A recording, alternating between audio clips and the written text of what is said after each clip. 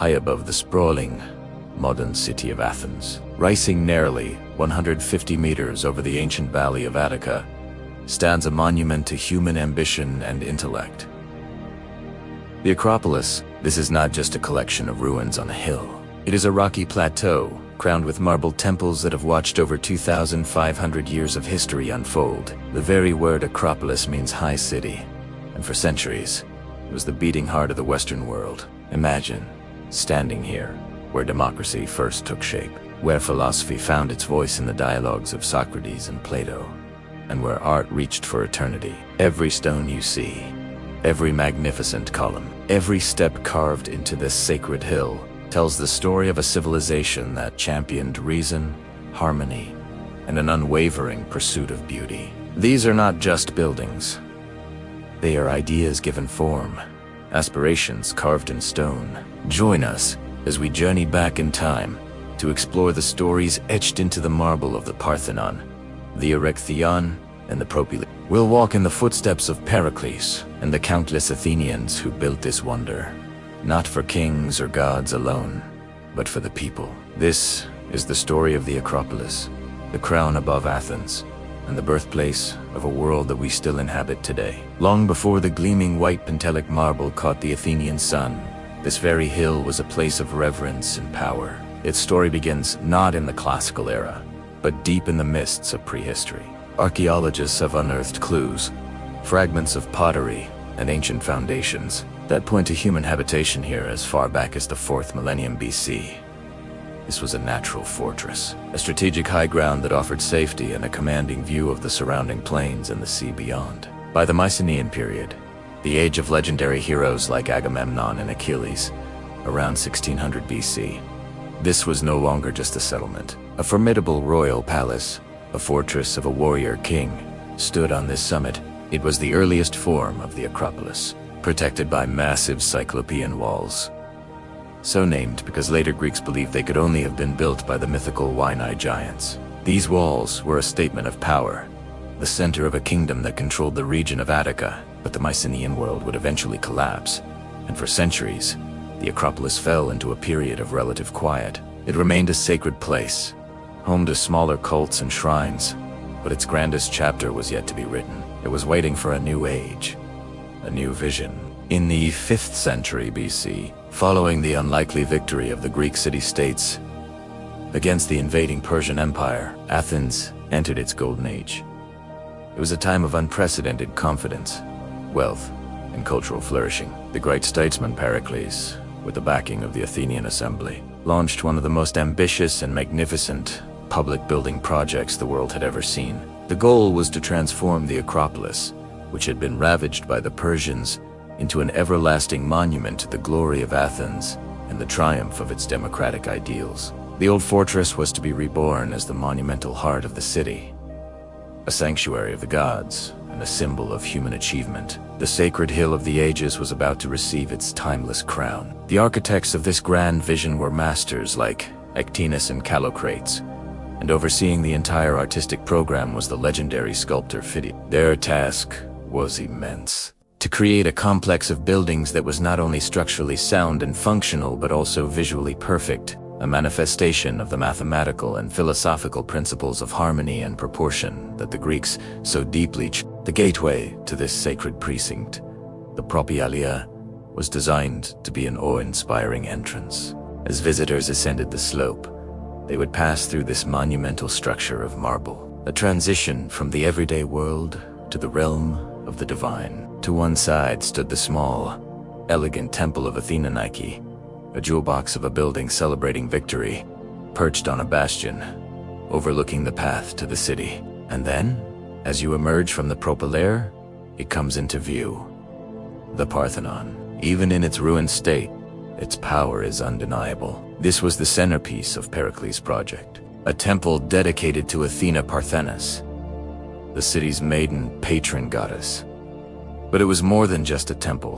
It was a treasury, a war memorial, and the ultimate symbol of Athenian power and cultural supremacy. Its design incorporated incredible optical refinements, subtle curves in the base and columns that swell slightly in the middle to create an illusion of perfect straightness. and vitality. Every dimension was governed by a precise mathematical ratio, creating a sense of total, resonant harmony. The exterior was adorned with a breathtaking program of sculptural decoration, all under the supervision of Phidias. The metapiece depicted mythological battles, symbolizing the triumph of order over chaos, of civilization over barbarism. The long frieze running around the inner chamber portrayed the Panathenaic procession, a civic festival in which the entire city participated, placing the people of Athens themselves within the sacred narrative. And in the pediments, the triangular gables at each end, were magnificent sculptures depicting the birth of Athena and her contest with Poseidon for control of Athens. Inside the Parthenon stood the reason for its existence: Phidias's colossal, 12-meter-tall statue of Athena, made of gold and ivory over a wooden core.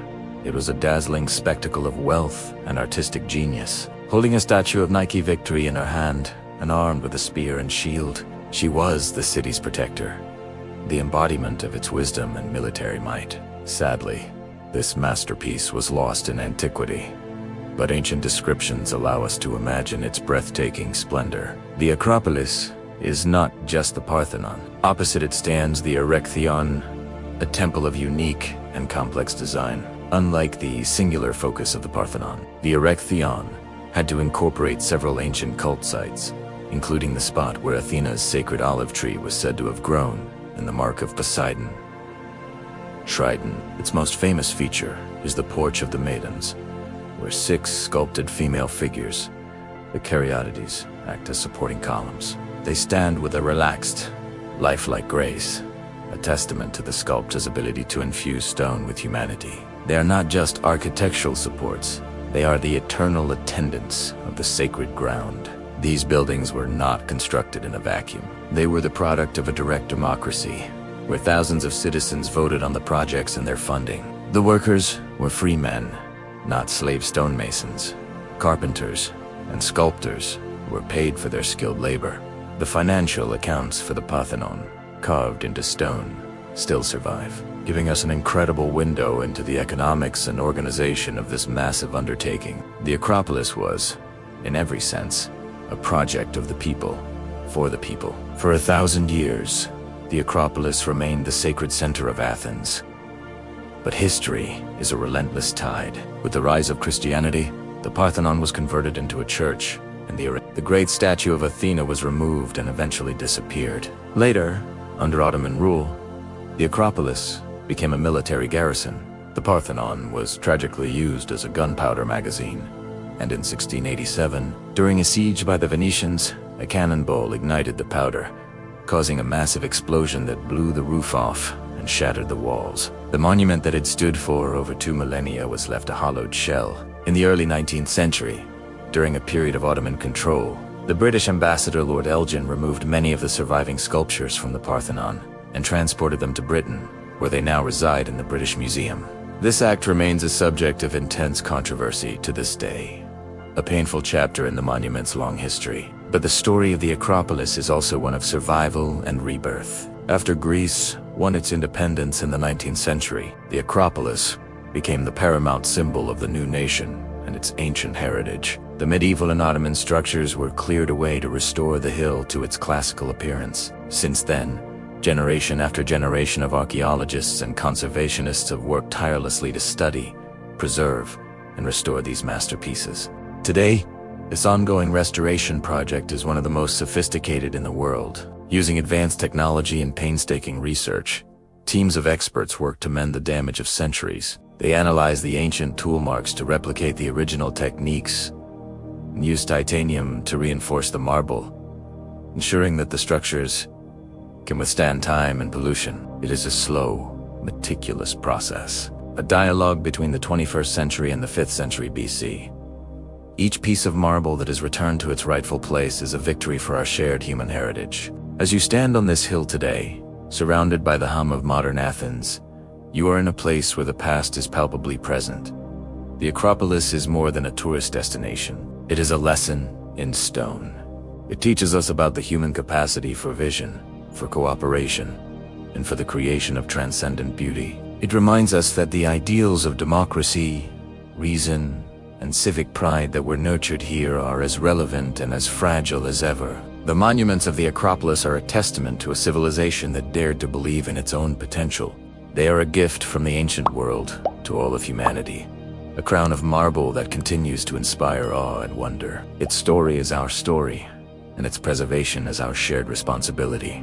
We're stepping back in time to an era of unparalleled brilliance, a golden age that gifted the world with some of its most enduring treasures. We're talking about Athens in the 5th century BC, and the monumental vision of one man, Pericles. Imagine this.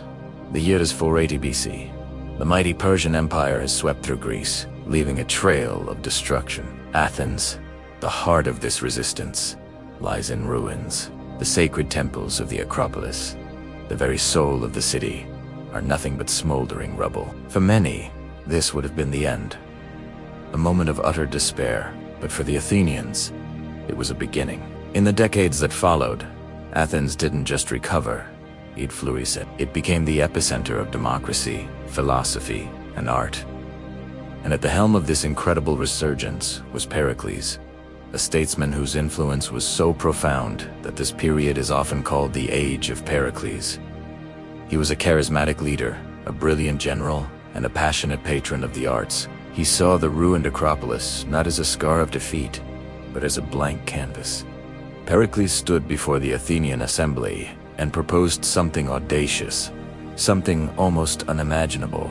He called for a massive, state-funded building program to not only rebuild the Acropolis, but to transform it into a breathtaking testament to Athenian glory. This wasn't just about repairing old buildings. It was about making a statement to the world, a declaration in stone and marble that Athens was the preeminent power, the leader of the Greek world, and the school of Hellas. His plan was met with both excitement and controversy. Critics, like his rival Thucydides, son of Mali, accused him of squandering the treasury of the Delian League, a military alliance formed to defend against Persia, on what they saw as a vanity project. They argued that Pericles was dressing up Athens like a harlot, adorning her with expensive stones and temples paid for by her allies. But Pericles was a master orator. He argued that Athens had earned the right to use these funds. The allies paid for protection, and Athens had delivered that protection. The surplus, he contended, should be used to beautify the city, to create jobs for its citizens, and to honor the gods who had guided them to victory. His vision won the day, and one of the most ambitious construction projects in human history was set in motion. To realize this grand vision, Pericles knew he needed more than just money and political will. He needed genius, and he assembled a dream team, the absolute best and brightest minds of his time. This was the ancient equivalent of the Avengers of art and architecture. The overall artistic direction was placed in the hands of one of the greatest sculptors who ever lived, Phidias, a close personal friend of Pericles. Phidias was the master craftsman, the creative supervisor who would oversee every detail, ensuring a unified and harmonious artistic program across the entire complex. His genius was in his ability to breathe life into bronze and marble, to create figures that were both divinely serene and intensely human. Then came the architects, the brilliant minds who would translate vision into reality. Erechtheion and Callicrates were tasked with the centerpiece of the project, a new temple to the city's patron goddess, Athena Parthenos, the Virgin Athena. These two were masters of their craft, known for their innovative techniques and their profound understanding of proportion and optical refinement. They didn't just design a building, they designed an experience. Together, this triumvirate, Pericles, the visionary, Phidias, the artist, and Erechtheion, Callicrates, the builders, embarked on a journey to create a city of marble that would echo through eternity. They had access to the finest materials, including the beautiful Pentelic marble quarried from a nearby mountain, known for its pure white color and golden tones that seemed to glow in the Attic sunlight. Thousands of people were involved in this monumental undertaking. It was a massive public works project that employed a huge portion of the Athenian population. There were quarrymen, stonemasons, carpenters, sculptors, painters, metalworkers, and laborers. It was a citywide effort, a collective expression of civic pride. Every citizen, whether they were swinging a hammer or casting a bronze fitting, was contributing to this shared legacy. The first and grandest structure to rise from the ashes was the Parthenon, completed in a remarkably short time, from 447 to 438 BC. It was more than just a temple. It was a treasury, a war memorial, and a spectacular work of art. Ectinus and Callicrates employed incredible architectural subtleties. The columns, for example, are not perfectly straight. They have a slight bulge in the middle, a feature called entasis, which makes them appear more dynamic and alive. The entire floor of the temple is gently curved, rising towards the center, to prevent the illusion of sagging and to help drain rainwater. These are not mistakes. They are deliberate, incredibly sophisticated adjustments designed to create an illusion of perfect harmony and straightness to the human eye. Inside the Parthenon stood Phidias's masterpiece, a colossal, nearly 40-foot-tall statue of Athena Parthenon. It was a chryselephantine statue, meaning it was made of gold and ivory over a wooden core. Her skin was carved from ivory, her robes and armor were crafted from over a ton of solid gold, and her eyes were made of precious gems. She held a statue of Nike, the goddess of victory, in her hand. Imagine walking into the dimly lit cella of the Parthenon and seeing this shimmering, awe-inspiring figure. It wasn't just a statue. It was the embodiment of the city's wealth, power, and piety. It was a divine presence made manifest. The exterior of the Parthenon was just as magnificent, adorned with a breathtaking program of sculptures, all overseen by Phidias. The two large triangular gables, or pediments, depicted scenes from Athena's life. Her miraculous birth from the head of Zeus on the east side, and her contest with Poseidon for patronage of Athens on the west. Along the top of the exterior walls ran a series of carved panels, called metopes, showing mythical battles. Greeks versus Trojans, gods versus giants, Lapiths versus centaurs. These were allegories for the triumph of Athenian civilization and order over barbarian chaos, a clear reference to their victory over the Persians. Perhaps the most remarkable feature was the continuous frieze that ran around the top of the inner chamber's wall. This 524-foot-long masterpiece depicted the Panathenaic procession, a great festival held every 4 years in Athens to honor Athena. Unlike the other sculptures which depicted gods and myths, the frieze showed ordinary Athenians, horsemen, elders, musicians, and young women participating in the civic and religious life of their city. This was revolutionary. It placed the citizens of Athens themselves at the heart of their most sacred building, celebrating the democratic community alongside the divine. But the Parthenon was just the beginning. The project also included the Propylaea, the monumental gateway to the Acropolis, designed by the architect. It was a grand, colonnaded entrance designed to impress visitors and create a sense of transition from the profane, everyday world to the sacred precinct of the gods. Its construction was complex, as it had to be built on an uneven slope, yet it was executed with flawless precision. Adjacent to the Parthenon, another unique and beautiful temple was built.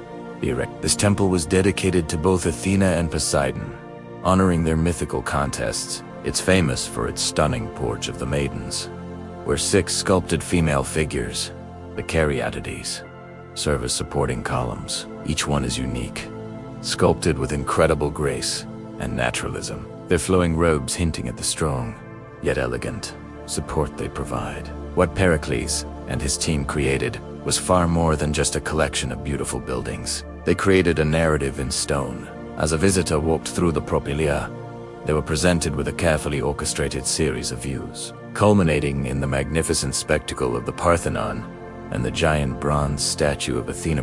The Champion, another work by Phidias that stood in the open air, its spear and helmet glinting in the sun, visible to sailors far out at sea. The Acropolis became a symbol of the ideals that Athens stood for: democracy, reason, beauty, and the power of human intellect and creativity. It was a physical manifestation of their belief that they had built the greatest civilization the world had ever known. This was the Acropolis, born from the vision of Pericles. It was a statement of cultural supremacy, an offering of thanks to the gods, and an eternal monument to the golden age of Athens. It wasn't just architecture. It was civilization itself, carved in marble, and its legacy, its sheer beauty and intellectual power, continues to inspire and awe us to this very day. Today, we're standing in the shadow of a true masterpiece, the jewel in the crown of Athens, the Parthenon. Perched atop the Acropolis, this isn't just a temple, it's a symphony in stone, a testament to human ingenuity that has captivated the world for over 2 millennia. For centuries, this structure has been the heart of Athens, a dedication to its patron goddess, Athena Parthenos, Athena the Virgin. Imagine the year for 38 BC. The air is thick with the scent of chiseled marble and the sounds of a city at the peak of its power. This is when the Parthenon was completed, a monumental achievement that announced Athens' cultural and political dominance to the world. Let's talk scale, because the sheer size is breathtaking. The Parthenon stretches nearly 70 meters long and almost 31 meters wide. To put that into perspective, it's about the length of 3.5 bowling lanes laid end to. And what's it made of? Every single piece, from the massive foundation stones to the intricate roof tiles, was carved from pristine Pentelic marble, quarried from a mountain about 16 kilometers away. Can you even fathom the effort? Thousands of tons of marble, transported and lifted into place using nothing but human and animal power, ropes, and primitive cranes. It's an engineering marvel that would be daunting even with today's technology. But the Parthenon's true genius lies not just in its size, but in its soul, its perfect mathematical balance. The architects, Erechtheion and Calligrates, under the artistic oversight of the master sculptor Phidias, didn't just build a temple. They encoded a principle of divine harmony into its very proportions.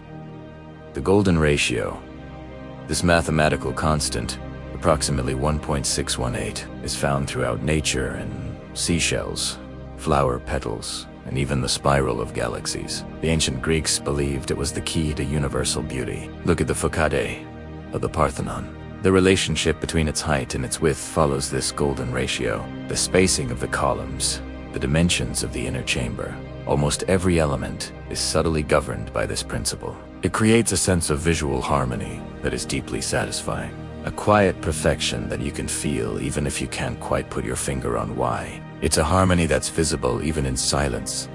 A visual music that resonates with our innate sense of order and beauty. The architects of the Parthenon were also masters of perception. They understood that the human eye can play tricks on us. A long, perfectly straight, horizontal line, for example, can appear to sag in the middle. A row of perfectly vertical columns can seem to splay outwards. To counteract this, they introduced a series of incredibly subtle optical refinements. Take the stylobate, the platform on which the columns stand.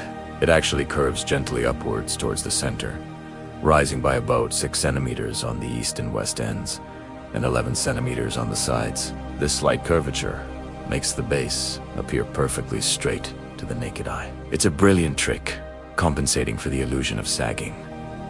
And the columns themselves, they are not perfectly straight or vertical.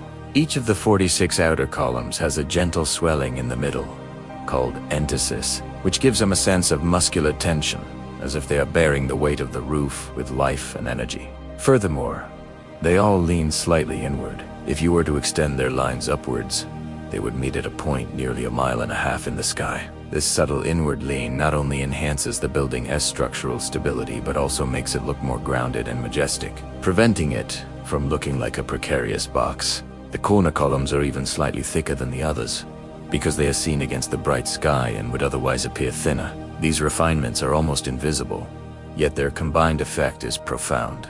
They ensure that the Parthenon appears as a vision of flawless geometric perfection. It's not a rigid, sterile box. It's a living, breathing structure that interacts with the viewer's perception. Every line and every curve was calculated with painstaking precision. This wasn't just architecture. It was applied philosophy and psychology turned into stone. It was a statement that human intellect could comprehend and even improve upon the perceived world, creating an idealized, perfect form. Inside the Parthenon once stood one of the most magnificent artistic creations of the ancient world. The colossal statue of Athena, crafted by Phidias. This monumental sculpture was over 12 meters tall, roughly the height of a 4-story building. It was a chryselephantine statue, meaning it was made of a wooden core covered in carved ivory for Athena's skin, and over a ton of pure gold for her robes, shield, and helmet.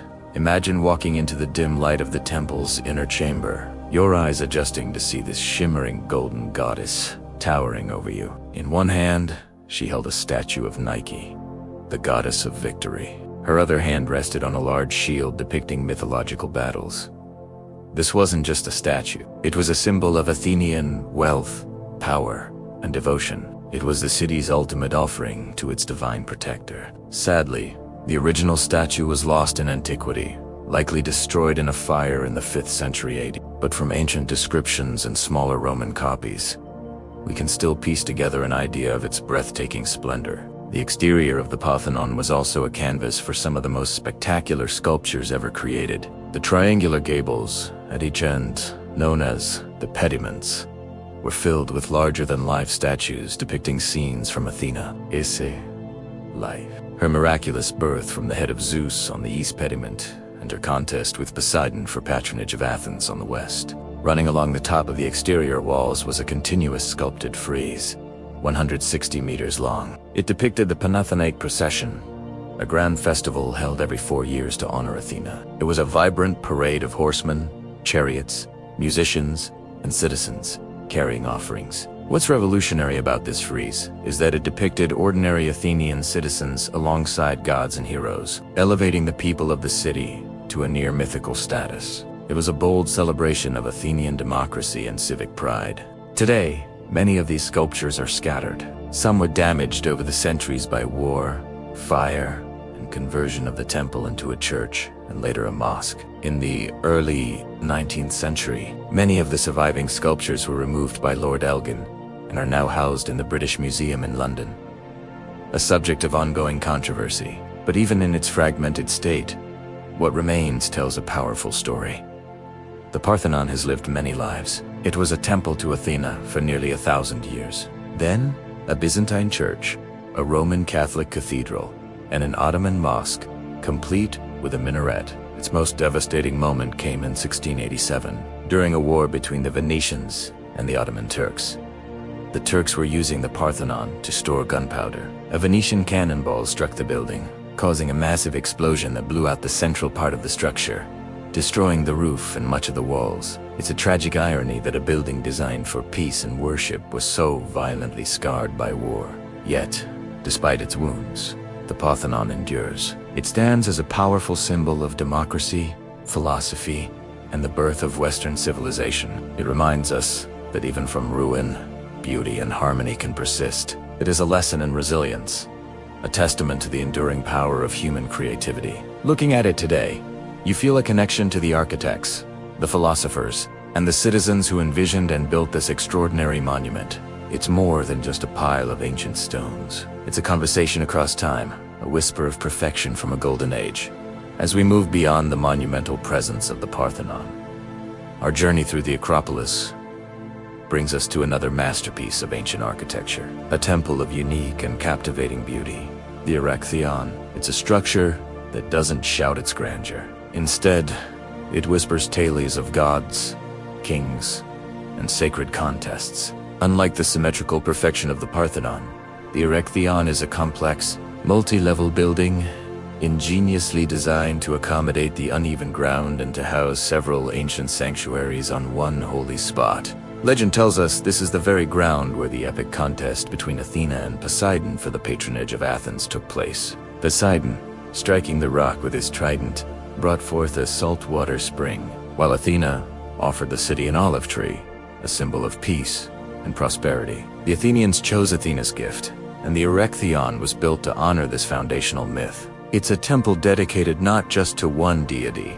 but to both Athena Polias Athena, as guardian of the city, on Poseidon, a fusion of the sea god and a mythical Athenian king. Look closely at its northern porch. Here, you can still see the marks in the ceiling and the floor, said to be from Poseidon's trident strike. Imagine the reverence ancient visitors felt, standing in the very spot where a god's power was made manifest. Within these walls, they also guarded the most sacred relics of the city, a wooden effigy of Athena, believed to have fallen from the heavens, and the sacred olive tree itself, which, despite being burned during the Persian invasion, miraculously sprouted anew. This temple wasn't just a building. It was a living repository of Athens' divine heritage and its enduring spirit. And now, let's turn to what is perhaps the Erechtheion's most famous and enchanting feature, the porch of the cradle. Instead of conventional columns, the roof is supported by 6 magnificent statues of maidens,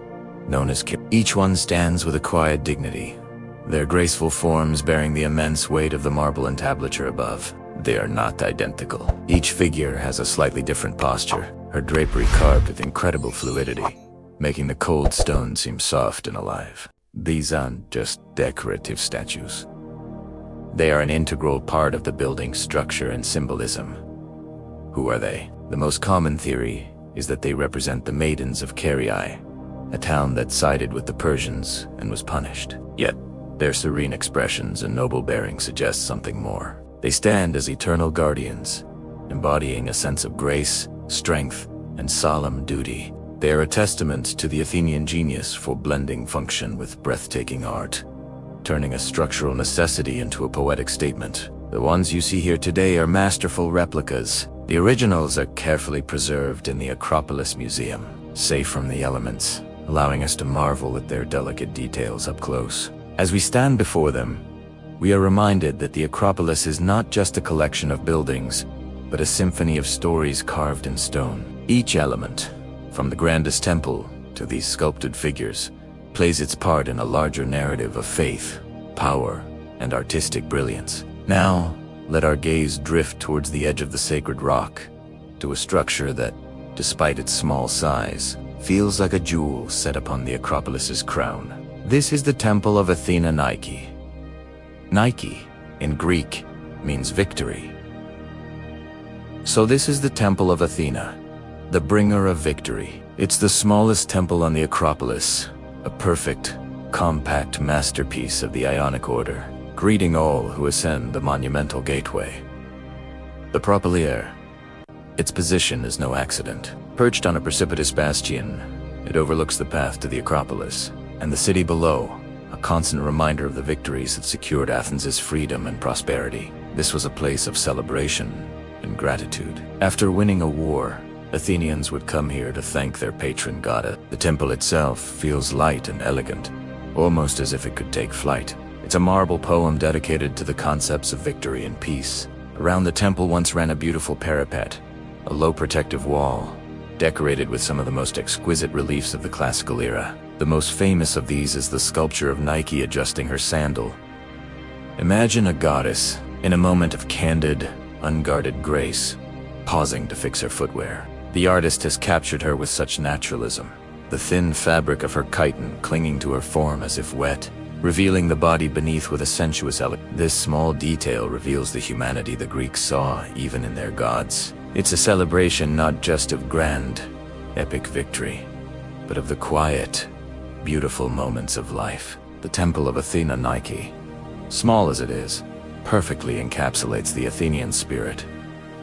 A deep appreciation for victory, but also an understanding that true triumph lies in the peace and beauty that victory makes possible. It stands not as a monument to aggression, but as a hopeful prayer for enduring peace, etched against the brilliant Attic sky. So, as we look across this sacred plateau, we see how these temples, the Parthenon, the Erechtheion, and the Temple of Athena Nike, are not isolated monuments. They are part of a masterfully orchestrated whole. They speak to each other across the open space.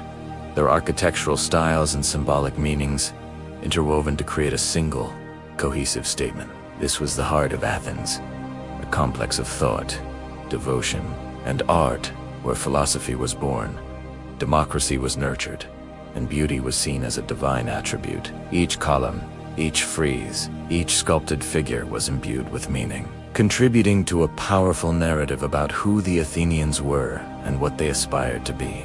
They built for their gods, but they also built for posterity, leaving us a legacy that continues to inspire awe and wonder. Walking here is like walking through the pages of history, feeling the echoes of prayers, philosophical debates, and artistic triumphs in the very air you breathe. It's a profound experience that connects us directly to the foundations of Western civilization. Imagine standing here as classical Greece, the cradle of so much of what we call Western civilization, begun to one. The golden age couldn't last forever. The philosophies, the art, the democracy that flourished here on this very hill began to face new and powerful forces. The world was changing, and with it, the Acropolis itself was destined for a profound transformation. The Parthenon, that peerless symbol of Athenian might and artistic genius, was about to begin a new, complex chapter in its long life. As the old gods faded from popular worship and a new faith swept across the Roman Empire, the Temple of Athena Parthenos found a new purpose. It was converted into a Christian church, dedicated to the Virgin Mary, the Panagea. Imagine the scene. The magnificent friezes, once celebrating pagan festivals, now looked down upon Christian liturgy. The colossal statue of Athena was lost to history, replaced by altars and icons. For nearly 1,000 years, the sound of Christian chants, not pagan hymns, echoed through these marble halls. The building was adapted, its interior altered, but its essential form, its soul, remained. It was a testament to the structure's enduring power that it could be so seamlessly repurposed, becoming the most important church in Athens. It's a powerful reminder that history is not a static story set in stone, but a flowing river. The Parthenon wasn't just a relic of a dead past. It was a living, breathing part of the city's daily life, its identity shifting with the faith of its people. This ability to adapt is perhaps one of the reasons it survived at all. While other temples were dismantled for their stone, the Parthenon's continuous use as a house of worship, first Christian, then Muslim, gave it a protected status. It was too important to be torn down. But this very importance, its central role in the city's fortifications, would ultimately lead to its greatest catastrophe. The year is 1687. The Ottoman Empire is at war with the Republic of Venice. Athens becomes a battlefield. The Venetians, led by Francesco Morosini, lay siege to the Acropolis, which the Ottoman garrison was using as a fortress. Knowing the Parthenon was the most robust structure on the hill, the defenders made a fateful decision. They used its sacred interior as a powder magazine, storing barrels of gunpowder within its ancient walls, believing its thick marble would protect their munitions from Venetian cannon fire. The explosion of 1687 was a tragedy, but it was not the end of the story. The Parthenon's survival through this cataclysm is perhaps its most powerful testament. It became a ruin, but a noble ruin. It stood as a silent, powerful witness to the passage of empires, the clash of armies, and the relentless march of time. It endured the fall of Athens, the rise and fall of Rome, the Byzantine era, Ottoman rule, and the ravages of modern warfare. This scarred but unbroken monument became something new, a symbol of resilience. It embodies not just the glory of ancient Greece, but the endurance of the human spirit and its creations. It reminds us that even in the face of destruction, beauty and legacy can survive. The Acropolis, wounded but not defeated, stands as a profound symbol of survival, a beacon of history that has weathered every storm thrown at it. Its story is a lesson in both the fragility and the incredible strength of our shared cultural heritage. And after centuries of foreign rule, Greece finally reclaims its independence. And what becomes the heart, the very soul of this new national identity? The Acropolis. It stands not just as a ruin, but as a promise, a symbol of resilience, democracy, and a glorious past ready to inspire the future. This newfound significance brought a wave of international attention. Archaeologists from across Europe flocked to Athens, eager to uncover the secrets buried beneath the rubble. Among them was the British nobleman, Lord Elgin. Now, his story is a complex one. He arrived with the intention of studying and documenting the Parthenon's sculptures, but he ended up removing vast sections of its friezes, metopes, and pedimental statues, saving them from further damage in a turbulent time. Or was it an act of cultural plunder, stripping a nation of its heritage? This debate rages on to this day. A painful but important chapter in the Acropolis's long history. It highlights the complex questions we face about who owns history and where cultural treasures truly belong. The story doesn't end with loss, However, it pivots to one of incredible dedication. As the 20th century dawned, a new era of restoration began on the Acropolis. This wasn't just about patching up old stones. It was a monumental undertaking, a delicate dance between archaeology, advanced engineering, and a deep, almost spiritual devotion to the original creators. Think about the challenge. How do you repair a 2,500-year-old masterpiece? The original builders didn't leave behind blueprints. So, every single fragment, every scattered block, had to be studied like a piece of a celestial puzzle. Archaeologists meticulously cataloged tens of thousands of pieces, trying to figure out where each one originally belonged. This was painstaking work, a true labor of love. Then came the engineers. The iron clamps used in earlier cruder restoration attempts had rusted and expanded, cracking the precious marble from within. The new teams had to carefully remove these and invent new solutions. They developed techniques using titanium, a metal that doesn't corrode and moves with the marble, ensuring the structure's integrity for centuries to come. It's a fusion of ancient wisdom and modern science. Today, this incredible work continues. If you look closely at the Parthenon, you'll see a mix of the original, honey-colored marble and newer, whiter patches.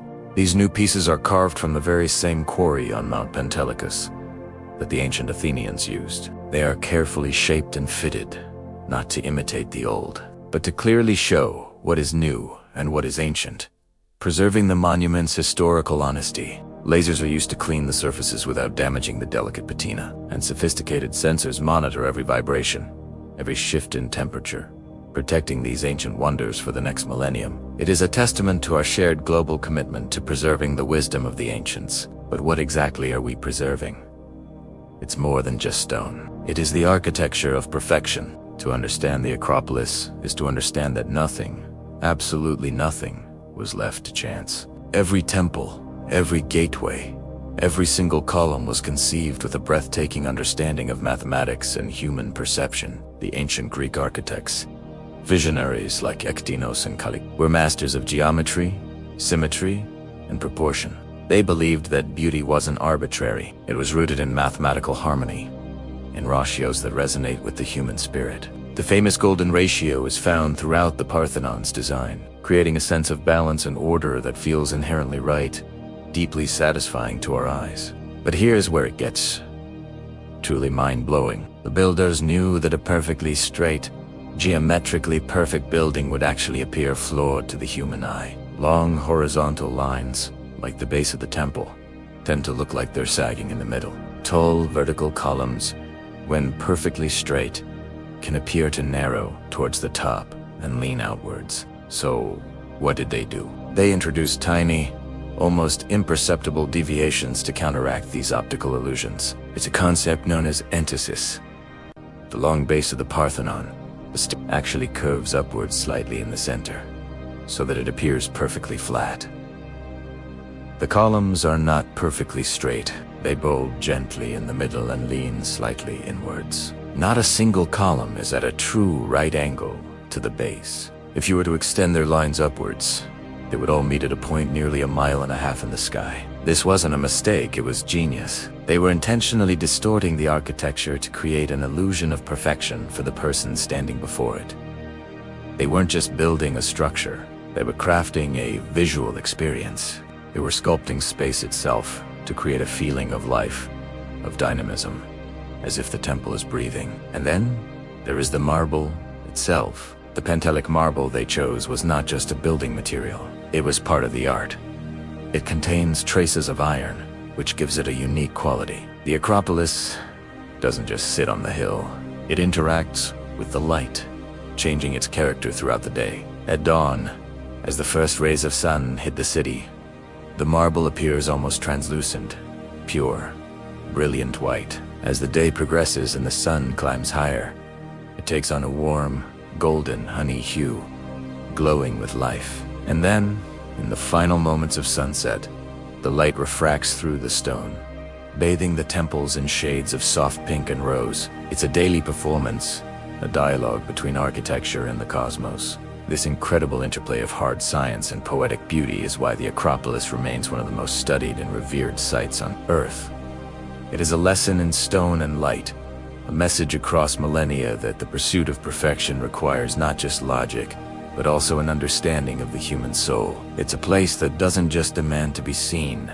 Have you ever looked at a building and felt like you were staring into the soul of an entire civilization? That's the Acropolis of Athens. But the magnificent citadel we see today wasn't just built. It was born from ashes and ambition. To understand it, we have to go back to the 5th century BC, to a city that had been ravaged by war. Cut to artistic renderings or historical maps showing the Persian invasions and the destruction of Athens. Imagine Athens. In the aftermath of the Persian invasions, the old temples on the Acropolis lay in ruins, a painful reminder of the city's near destruction. It was a moment of decision. Would Athens fade into history, or would it rise again, more glorious than ever before? The answer came from one man, a leader whose name would become synonymous with Athens' golden age. He envisioned a new Athens, a city that would be the school of Hellas, a beacon of democracy, philosophy, and art for the entire world. And the centerpiece of this grand vision would be a rebuilt Acropolis, a testament not just to the gods, but to the power and intellect of the Athenian people. In 447 BC, Pericles launched one of the most ambitious public works projects in history. This wasn't a solo act. He assembled a dream team, the greatest creative minds of his time. Think of it as the ultimate artistic collaboration, show busts or representations of Phidias Echinus and Callicrates. First, you had the master sculptor Phidias. He was the artistic director, the overseer of the entire project, a man whose skill in shaping stone was legendary. These weren't just builders. They were mathematicians, engineers, and artists who understood how to blend form and function into something divine. Together, this trio, under Pericles' leadership, set out to create a city of gleaming marble that would echo through eternity. What they were building was more than just stone, and Calypsit was a powerful statement. It was Athens declaring to the world, "We are here. We have survived, and this is what we are capable of." This Acropolis was to be a symbol of civilization itself. Stunning close-up shots of the Parthenons, marble and intricate details. And at the heart of this grand project, the crown jewel was the Parthenon, dedicated to the city's patron goddess, Athena Parthenis. Athena the Virginess Temple would become the ultimate expression of Athenian ideals. Drone shots slowly circles the Parthenon, completed in a remarkably short time. By 438 BC, the Parthenon is an absolute marvel of engineering and aesthetics. Let's talk numbers for a second, because they tell a story. The temple measures 69.5 meters long and 30.9 meters wide, and every single piece of it, from the foundation to the roof tiles, was carved from pristine Pentelic marble, quarried from a nearby mountain and transported here. This wasn't just construction, it was a logistical masterpiece. But the Parthenon's true genius lies in its secrets to subtle, almost invisible details that create a sense of perfect harmony. The architects were masters of perception. They knew the human eye can play tricks on us. A long, straight, horizontal line can appear to sag in the middle. A row of perfectly vertical columns can look like they're leaning outwards. Use animated overlays on footage of the Parthenon to illustrate the following points. So, what did they do? They built imperfections. The temple's base, the stylobate, isn't actually flat. It curves gently upward towards the center, rising by a boot 6 centimeters on the short sides and 11 on the long sides. This subtle curve counters the optical illusion, making the base appear perfectly straight to our eyes. It's brilliant, and the columns, they're not straight either. Each of the massive Doric columns leans slightly inward. If you were to extend their lines upwards, they would all meet about 1.5 miles in the sky, forming a giant pyramid. This inward lean, called entasis, makes the building feel more stable, more organic, and prevents the columns from looking like they're about to fall outwards. Even the columns themselves are cleverly designed. They bulge slightly in the middle, giving them a sense of tension and strength, almost like a flexed muscle. This isn't just decoration, it's optical science applied to architecture. The Parthenon is a symphony of mathematical precision. It's widely believed that its proportions are based on the golden ratio, That magical number, approximately 1.618, found throughout nature. This mathematical harmony is what gives the temple its balanced, pleasing appearance. You don't need to be a mathematician to feel it. You just sense it. It's a feeling of rightness, of serene, silent perfection. This is why the Parthenon is so much more than a temple. It's a physical manifestation of Greek philosophy. It embodies the ideals of balance, harmony, and rational thought. It's precision and philosophy turned to stone. It's a building that doesn't just occupy space. It commands it with a quiet, confident grace that has captivated the world for over 2.5 millennia. And with a slow, beautiful sunset shot of the Acropolis, the vision of Pericles and the genius of his team gave us not just a landmark, but a timeless lesson in what humanity can achieve when it strives for perfection.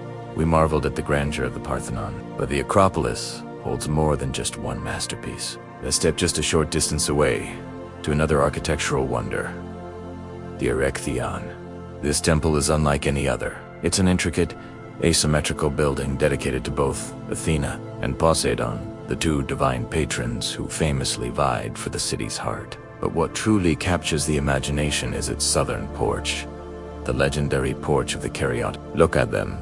6 magnificent sculpted female figures, standing in 4 columns, effortlessly bearing the weight of the roof on their heads. They are not mere decorations. They are the guardians of this sacred space, a breathtaking blend of structural support and artistic grace. Imagine standing here 2,500 years ago, knowing that inside this very temple were kept some of the most sacred relics of Athens, including the legendary olive tree gifted by Athena herself. It was the spiritual core of the city.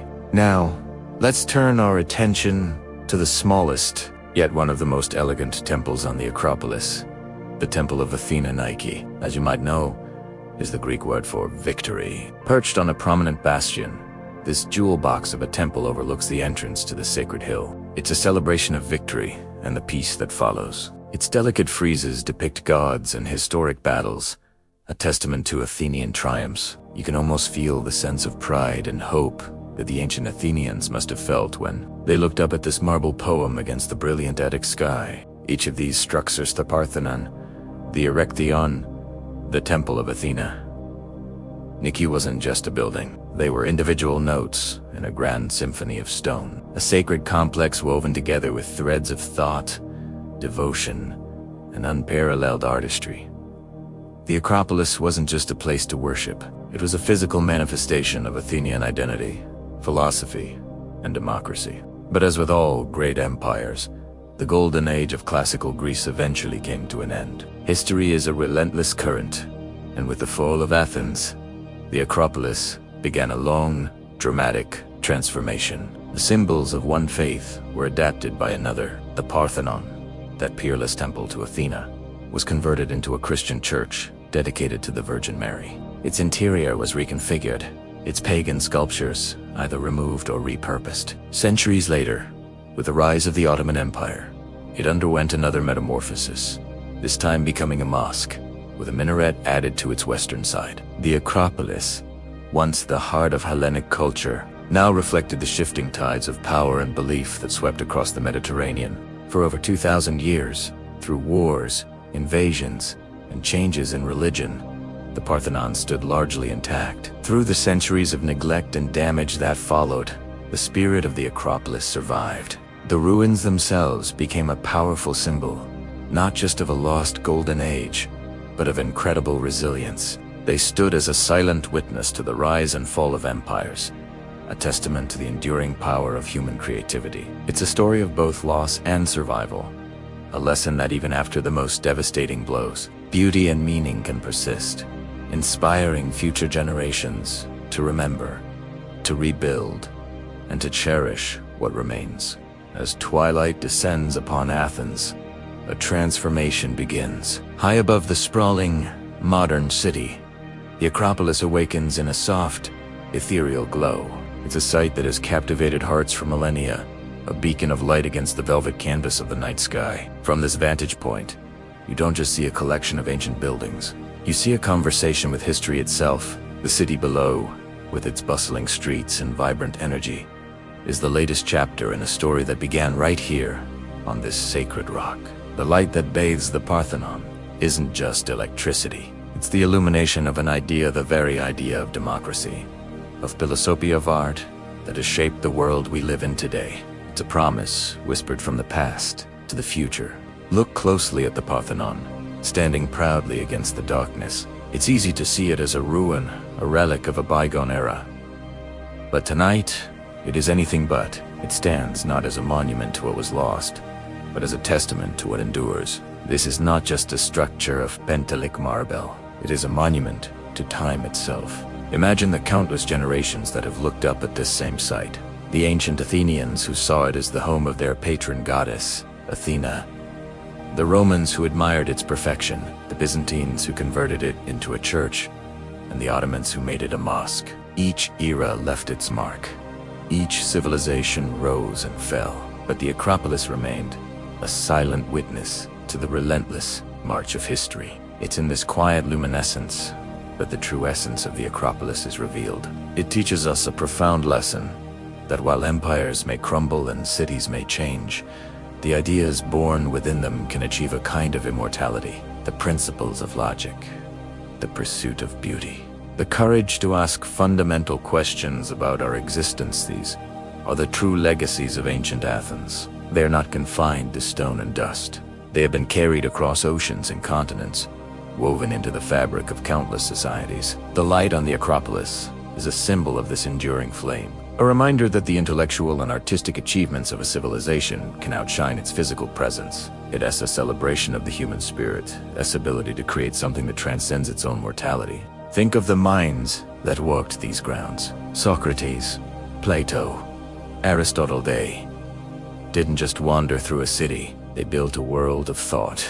Pericles, who envisioned this grand project, wasn't just constructing buildings. He was crafting a statement about the glory of Athens and the potential of humanity. Every column, every frieze, every perfectly calculated proportion of the Parthenon is a physical manifestation of their vision. It's a vision of order, harmony, and intellectual clarity. When we see the Acropolis lit up at night, we are connecting with that vision. We are participating in an eternal dialogue between humanity and the divine, between our aspirations and our accomplishments.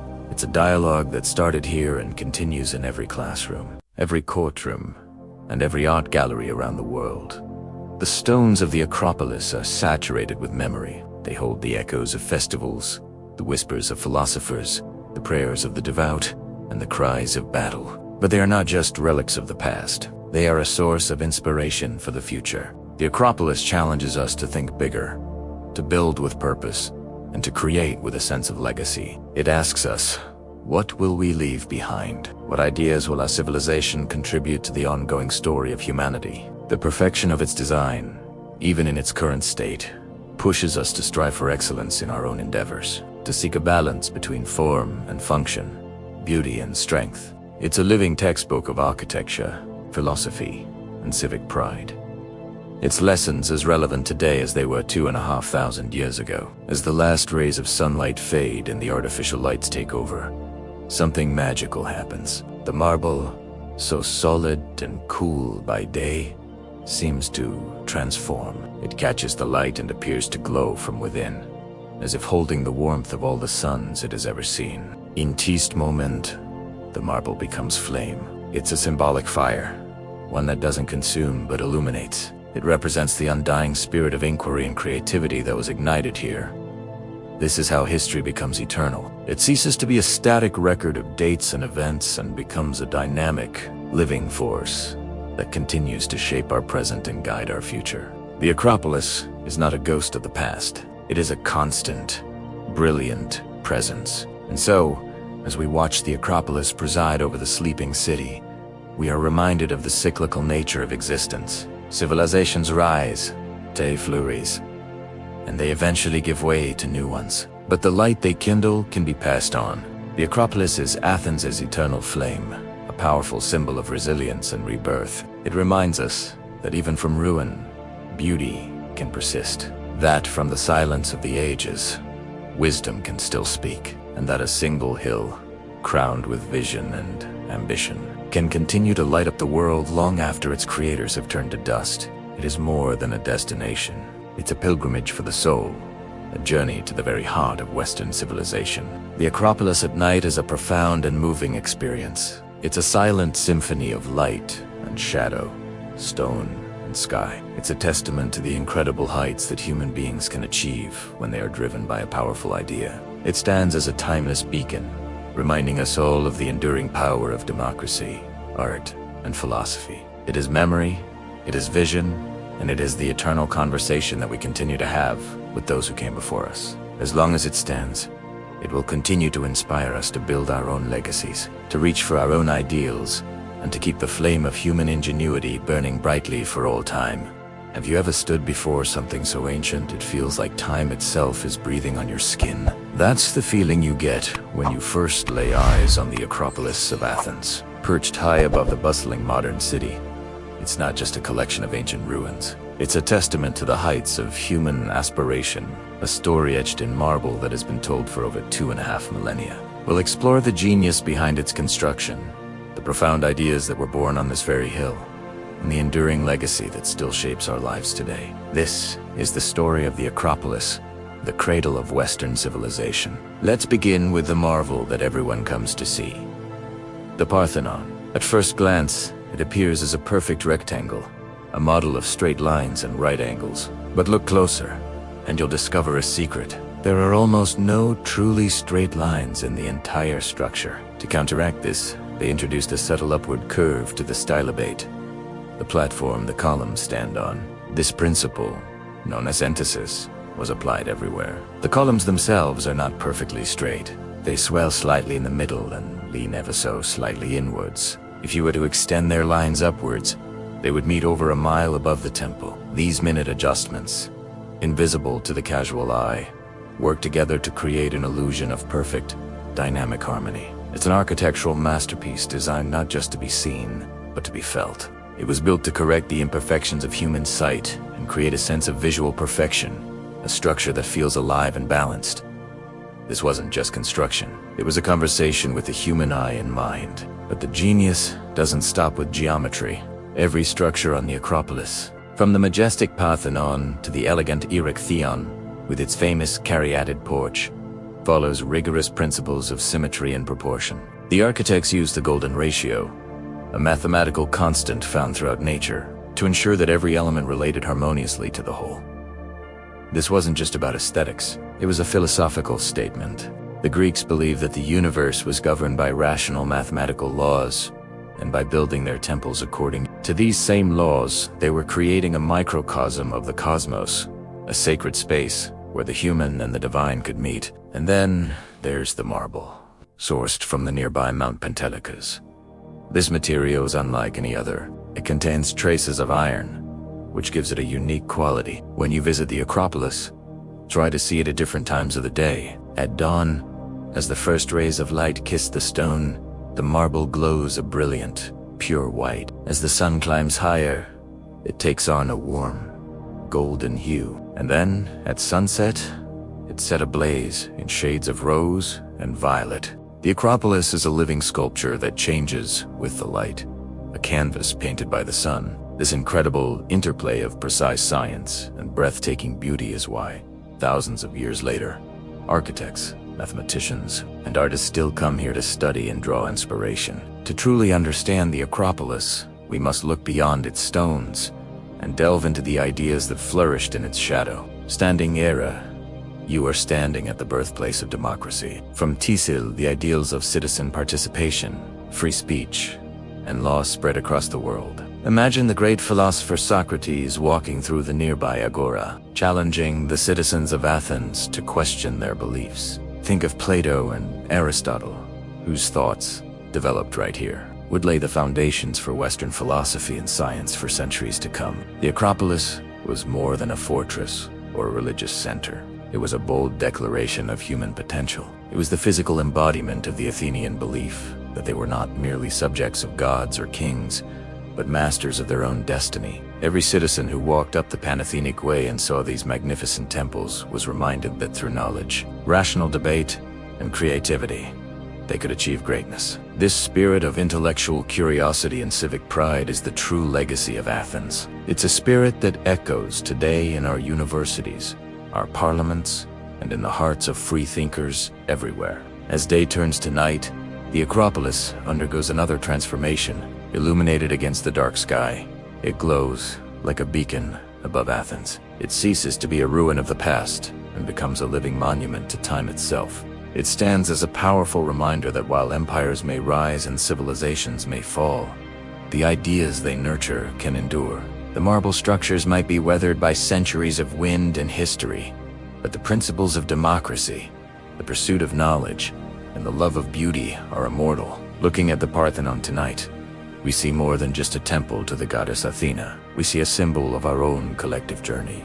The Acropolis is not just stone and mortar. It is memory, vision, and the eternal dialogue between humanity and the universe. It whispers to us across the ages, urging us to build our own futures with the same courage, wisdom, and artistry as the ancient Athenians. As the last light fades and the marble seems to burn like a flame against the twilight, history becomes eternal, and we are left with a profound sense of connection to all who have stood here before us, gazing up in wonder.